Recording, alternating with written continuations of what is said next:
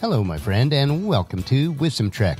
I am Guthrie Chamberlain, your guide to wisdom and creating a living legacy. Thank you for joining us for our 5-day-per-week Wisdom and Legacy Building podcast. This is day 848 of our trek and time for our Philosophy Friday series. Each Friday, we will ponder some of the basic truths and mysteries of life and how they can impact us in creating our living legacy. As we continue on this trek called life, sometimes we have questions about life. So our Friday trek is a time where we can Ask Gramps. Gramps will answer the questions that you would like to ask your dad or granddad, but for whatever reason, this is not possible. No matter how old we are, I know that all of us would like the opportunity to ask Dad or Gramps questions about life in many areas.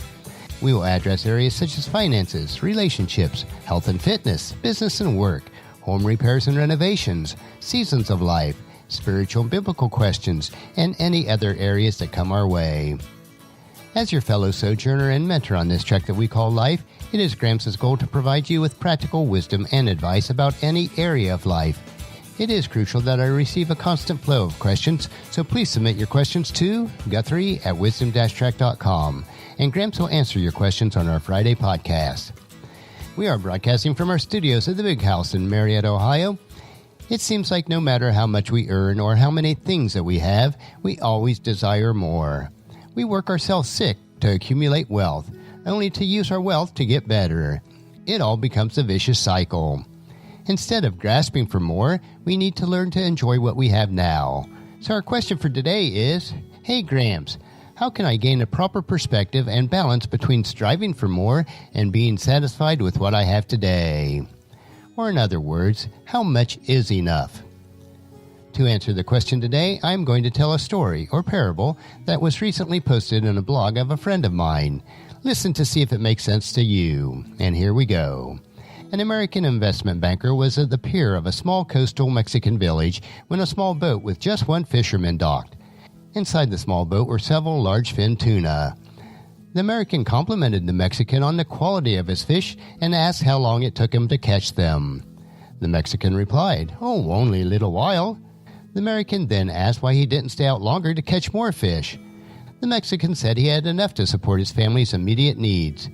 Then the American asked, "But what do you do with the rest of your time?"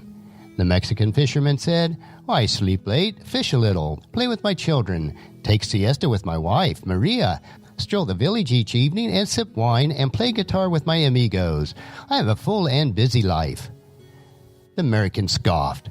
"I have a Harvard MBA and could really help you. You should invest more time fishing and with the proceeds buy a bigger boat. And with the proceeds from the bigger boat, you could buy several boats.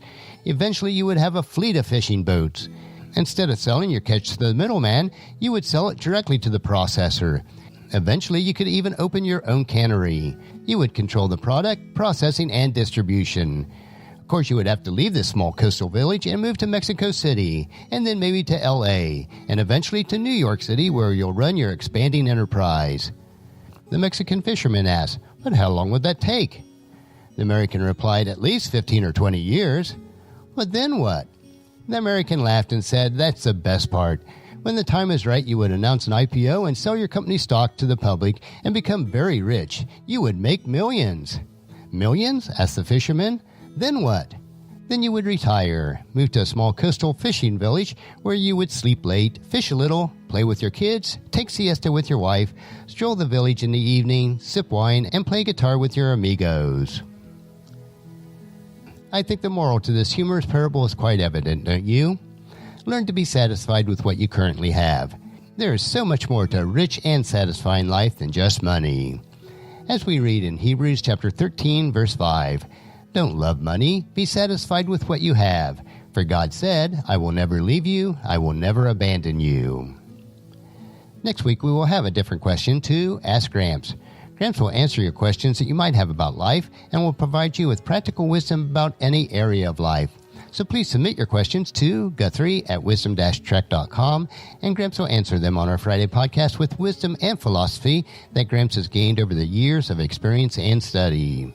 I know that you'll find these insights interesting, practical, and profitable in living a rich and satisfying life. Our next track is Meditation Monday, where we will help you to reflect on those most important areas of life. So encourage your friends and family to join us and to come along with us on Monday for another day of Wisdom Trek, creating a legacy. If you'd like to listen to any of the past 847 daily treks or read the associated journals, they are all available at wisdom-trek.com. And I encourage you to subscribe to Apple Podcasts or Google Play so that each day's trek is downloaded to you automatically.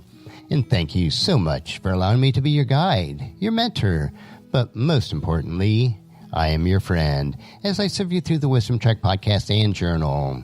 And as we take this trek of life together, let us always live abundantly, love unconditionally, listen intentionally, learn continuously, lend to others generously, lead with integrity, and then leave a living legacy each day. I am Guthrie Chamberlain, reminding you to keep moving forward, enjoy your journey, and then create a great day every day. See you on Monday.